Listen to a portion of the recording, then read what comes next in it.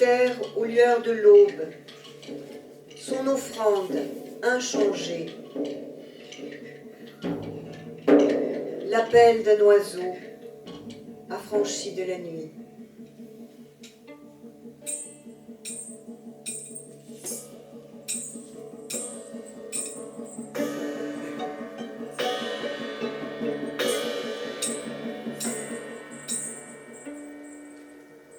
Je suis sur le seuil.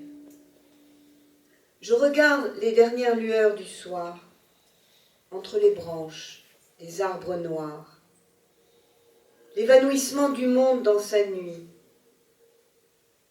Le ciel sans étoiles. Que dire de cet appel qui ne sait où se poser? Oiseau épuisé à la crête des vagues. Les dieux se tapissent dans leurs tombes. Ils ne renaîtront pas avec le soleil. Heureux le peuple qui pouvait accrocher sa barque au passage d'un astre. Je suis sur le seuil, sans autre certitude que la confidence du vent qui se lève. Et cette prière égarée dans la mouvance des ombres.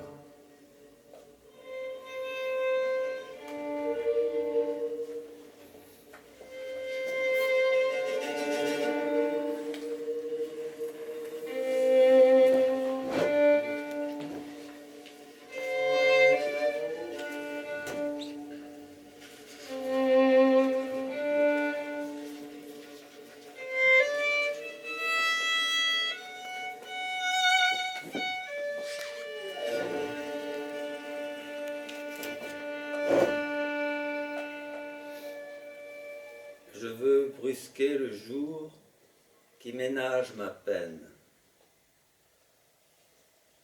retrouver l'amour qui veille, traverser la brume des nuages, écouter le vent qui toujours me surprend. Je veux marcher longtemps au bord de la rivière, jeter au courant les bribes d'un poème qui n'existe pas, tout perdre, tout recevoir. Je veux accéder au pays sans frontières, où les portes s'ouvrent quand vient le soir, partager le pain et le vin. Je veux retrouver la corbeille de fruits qui brille sous la lampe et le chien qui aboie en rêvant près du feu. Je veux dire combien la terre est belle quand le silence voyage entre ceux qui s'aiment. Dire enfin combien sont légers ces derniers pas sur le chemin.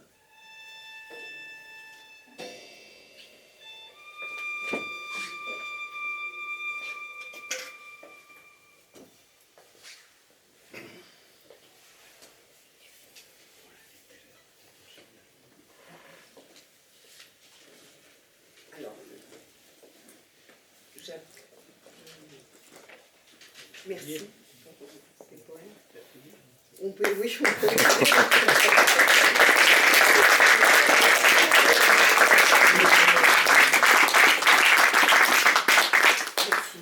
Merci pour ces beaux textes.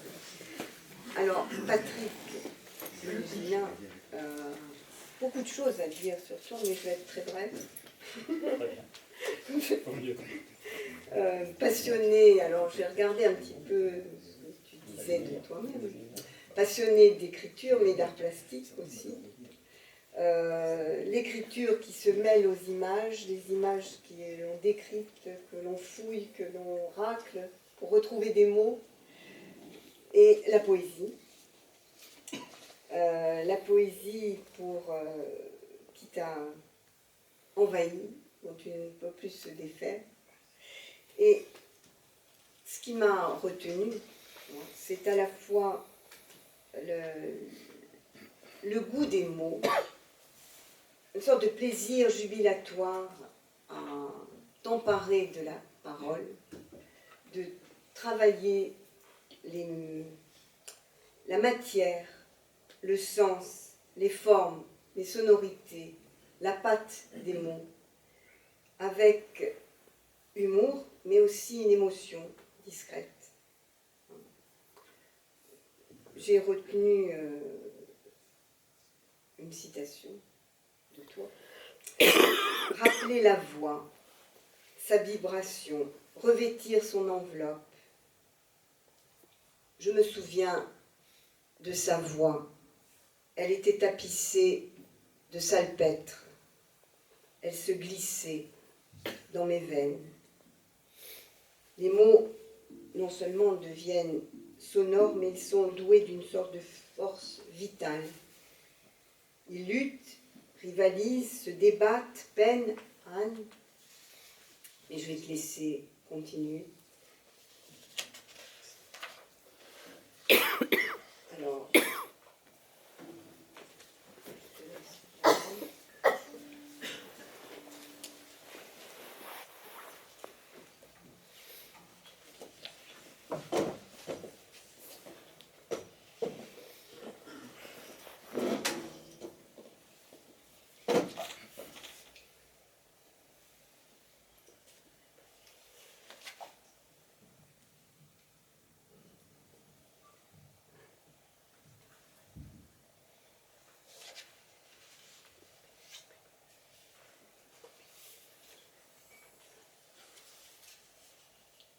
c'était avant.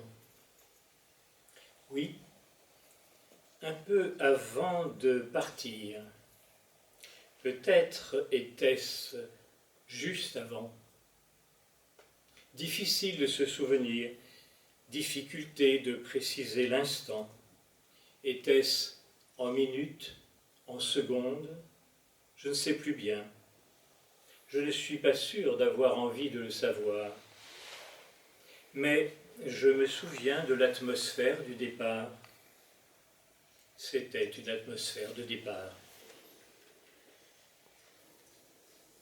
Je ne sais pas si c'est lui qui l'avait installé. L'avait-il longuement conçu? Est-ce qu'il était allé glaner des petites choses? Vous savez, il n'y a pas forcément besoin d'aller bien loin. On peut récolter quelques odeurs.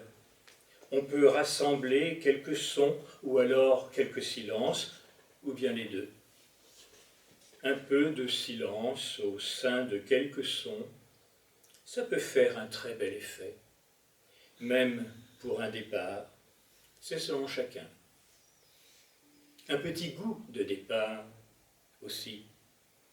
On pense à la mer, mais il existe des départs sucrés. Il ne s'agissait pas d'un départ sucré. Elle était si palpable, cette atmosphère, qu'on la touchait. Oui, le toucher aussi. On savait que c'était un départ parce que le regard était déjà presque parti. C'est le regard qui signifie le départ. L'aveugle reste. L'aveugle oblige à rester pour lui. On peut